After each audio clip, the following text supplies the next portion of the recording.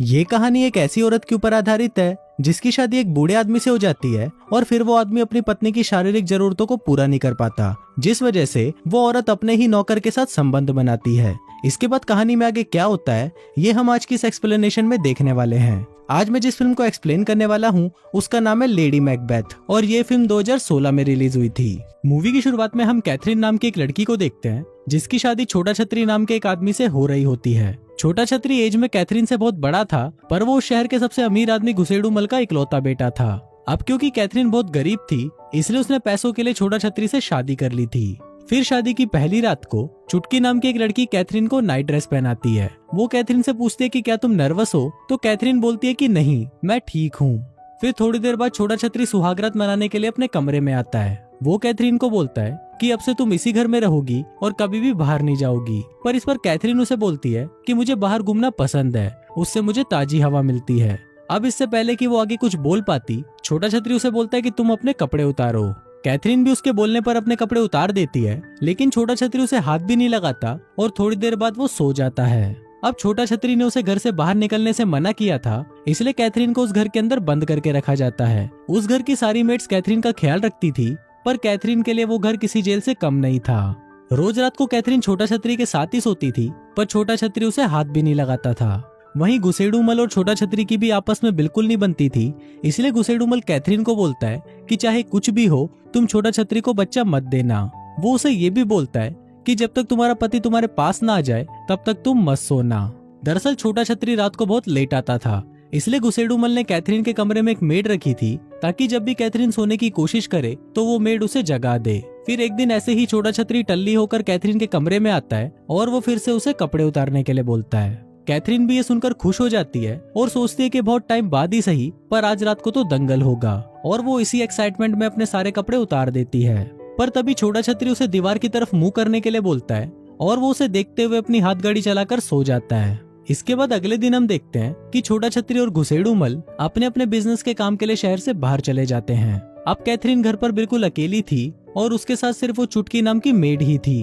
अब कैथरीन को कोई रोकने वाला नहीं था, इसलिए वो मौका देखकर घर से बाहर निकल जाती है और इधर उधर घूमने लगती है। फिर एक दिन कैथरीन को नौकरों के कमरे में से कुछ आवाजें सुनाई देती है, तो वो वहाँ पर जाकर चेक करती है। वहाँ वो देखती है कि कुछ आदमी मिलकर चुटकी को परेशान कर रहे हैं। वो सभी उसी घर के नौकर थे और उन्होंने चुटकी को बांधकर ऊपर लटकाया हुआ था। तभी उनमें से नुन्नीलाल नाम का एक नौकर बोलता है कि हम तो बस चुटकी का वजन चेक कर रहे थे। फिर कैथरीन तुरंत उन्हें चुटकी को उतारने के लिए बोलती है, पर बाद में वो भी नुन्नीलाल की तरफ अट्रैक्ट होने लग जाती है।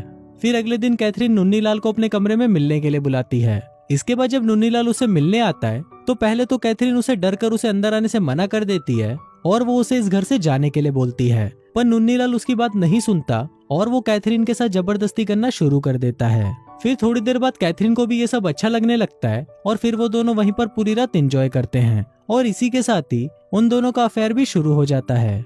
फिर अगले दिन जब चुटकी कैथरीन को जगाने उसके कमरे में आती है तो वो देखती है कि कैथरीन के कपड़े जमीन पर ही पड़े हैं और वो बिना कपड़ों के ही सो रही है। चुटकी ये सब देखकर हैरान हो जाती है क्योंकि कैथरीन ने आज से पहले ऐसा कुछ नहीं किया था। फिर चुटकी ये बात चर्च के फादर को भी बता देती है और फिर अगले दिन फादर कैथरीन के घर पर आकर उसे वार्निंग देने की कोशिश करते हैं, पर कैथरीन उनकी बात नहीं सुनती और वहाँ से उठकर चली जाती है। अब कैथरीन नुन्नीलाल से रोज मिलने लगती है और वो दोनों बस दिन रात एंजॉय ही करते रहते हैं और ये सब वो दोनों चुटकी के सामने ही करते थे। फिर एक दिन चुटकी कैथरीन को बताती है कि घुसेड़ू मल लौट आया है और वो भी खेतों में है, शायद वो शाम तक घर आ जाएगा। फिर शाम को जब घुसेड़ू मल घर पर आता है तो वो डिनर करते वक्त वो चुटकी से उसकी फेवरेट शराब मांगता है। फिर जब चुटकी शराब ढूंढने के लिए किचन में जाती है तब उसे पता चलता है कि घुसेड़ू मल के जाने के बाद उसके पीछे से सारी शराब कैथरीन ने खत्म कर दी थी।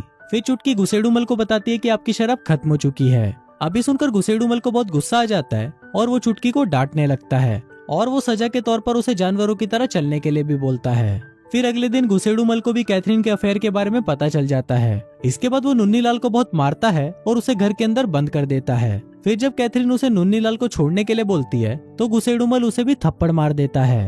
अब इस बात से गुस्सा होकर कैथरीन घुसेड़ू मल के खाने में जहर मिला देती है और दूसरे कमरे में बैठकर चुटकी के साथ बातें करने लगती है। कैथरीन को पता था कि घुसेड़ू मल दूसरे कमरे में तड़प रहा है, पर उसे इस बात से कोई फर्क नहीं पड़ रहा था। अब फाइनली घुसेड़ू मल मर जाता है और कैथरीन ये बात उसके बेटे छोटा छतरी को खत लिखकर बता देती है। पर उसके जवाब में छोटा छतरी उसे बोलता है कि वो गुसेडुमल के फ्यूनरल में नहीं आएगा। अब कैथरीन अकेले ही गुसेडुमल का फ्यूनरल कर देती है, पर वहाँ पर चुटकी को गुसेडुमल की मौत पर शक हो रहा था।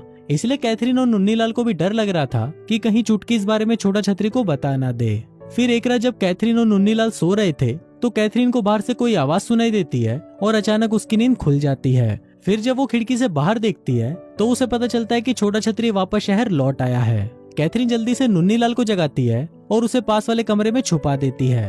फिर वो बेड के ऊपर बैठ जाती है और ऐसा दिखाती है कि वो छोटा छतरी का ही इंतजार कर रही थी। फिर जब छोटा छतरी कमरे में आता है तो वो उसे कहता है कि तुम अभी भी जाग रही हो, जिस पर कैथरीन उसे बोलती है कि मैंने घोड़े की आवाज सुनी थी जिससे मेरी आंख खुल गई। तभी छोटा छतरी को बेड के पास एक बेल्ट गिरी हुई मिलती है। उस बेल्ट को देखकर कैथरीन उसे बताती है कि मुझे ये बेल्ट खेतों में गिरी हुई मिली थी, इसलिए मैंने इसे अपने पास रख लिया। इसके बाद कैथरीन छोटा छतरी के लिए चाय बना कर लाती है, पर तभी छोटा छतरी उसे बोलता है कि मुझे पता है कि तुमने मेरे जाने के बाद पीछे से क्या क्या गुल खिलाए हैं और अब तो तुम एक वैश्या भी बन गई हो। अब ये सुनकर कैथरीन को बहुत गुस्सा आ जाता है और फिर वो नुन्नीलाल को पास वाले कमरे से लेकर आती है और उसके साथ छोटा छतरी के सामने ही एंजॉय करना शुरू कर देती है। ये देखकर छोटा छतरी के अंदर का भी राक्षस जाग जाता है और वो नुन्नीलाल को वहीं पर ही कुत्ते की तरह पीटना शुरू कर देता है। पर तभी कैथरीन छोटा छतरी पर पीछे से हमला कर देती है और वो उसे मार डालती है। अब छोटा छतरी को मरा हुआ देखकर नुन्नीलाल बहुत डर जाता है, क्योंकि गलती से ही सही उन दोनों के हाथों से एक मर्डर हो गया था। इसके बाद नुन्नीलाल छोटा छतरी की बॉडी को खेतों में दफना देता है और दूसरी तरफ कैथरीन उसके घोड़े को जंगल में ले जाकर मार डालती है, ताकि किसी को भी पता न चले कि छोटा छतरी कभी इस टाउन में वापस आया था। अब इस इंसिडेंट के बाद से नुन्नीलाल बहुत ज्यादा डर गया था और उसकी रातों की नींद भी उड़ गई थी। वो कैथरीन को कहता है कि जब भी मैं अपनी आंखें बंद करता हूँ तो मुझे सिर्फ छोटा छतरी की लाश ही दिखाई देती है। पर इस पर कैथरीन उसे समझाती है कि मैंने ऐसा सिर्फ इसलिए किया ताकि हम दोनों हमेशा साथ रह सकें। अब इसके बाद से नुन्नीलाल और कैथरीन उस घर में ऐसे रहने लगते हैं कि जैसे वो प्रॉपर्टी उनकी बाप की हो। फिर एक दिन हम फुलझड़ी नाम की एक औरत को देखते हैं जो एक बच्चे टपकलो के साथ कैथरीन के घर पर आती है। वहाँ फुलझड़ी कैथरीन को बताती है कि टपकलो छोटा छतरी का बेटा है। दरअसल मेरी बेटी और छोटा छतरी का अफेयर चल रहा था, पर टपकलो के जन्म के बाद ही मेरी बेटी की डेथ हो गई। अब क्योंकि छोटा छतरी भी टपक चुका है, इसलिए इस प्रॉपर्टी का मालिक मेरा टपकलो ही बनेगा। पर इस पर कैथरीन उसे बोलती है कि मेरा पति मरा नहीं है, बस वो लापता है। अब इसके बाद से कैथरीन को ना चाहते हुए भी उन दोनों को अपने घर पर रखना पड़ता है। पर इस बात से नुन्नीलाल को बहुत बुरा लगता है और वो उसके घर को छोड़कर वापस नौकरों के साथ रहने उनके कमरे में चला जाता है। दूसरी तरफ जब कैथरीन को पता चलता है कि वो प्रेग्नेंट है तो वो ये बात नुन्नीलाल को बताने जाती है, पर नुन्नीलाल ये बात सुनकर गुस्सा हो जाता है और वो कैथरीन को वहाँ से जाने के लिए बोलता है। फिर एक दिन कैथरीन किसी बात से टपकलो को डांटने लग जाती है, जिससे गुस्सा होकर टपकलो वहाँ से भाग जाता है। फिर कुछ देर बाद नुन्नीलाल को टपकलो एक झरने के पास बैठा हुआ मिलता है, तो वो उसे उठाकर वापस उसके घर ले आता है। वो फुलझड़ी को बताता है कि टपकलो झरने के पास बैठा था और वो ठंड से मर रहा था, लेकिन फुलझड़ी उस पर ही गुस्सा करने लगती है और उसे बोलती है कि तुम्हारी इस घर में आने की हिम्मत कैसे हुई। अब अपनी इस बेइज्जती से नुन्नीलाल चिढ़ जाता है और वहाँ से चला जाता है। कैथरीन भी नुन्नीलाल के पीछे जाती है और वो उसे मनाने की कोशिश करती है, पर नुन्नीलाल बहुत जिद्दी होता है और वो कैथरीन को बोलता है कि अब मैं यहाँ से चला जाऊंगा, पर कैथरीन कुछ न कुछ करके उसे यहाँ पर रोक ही लेती है।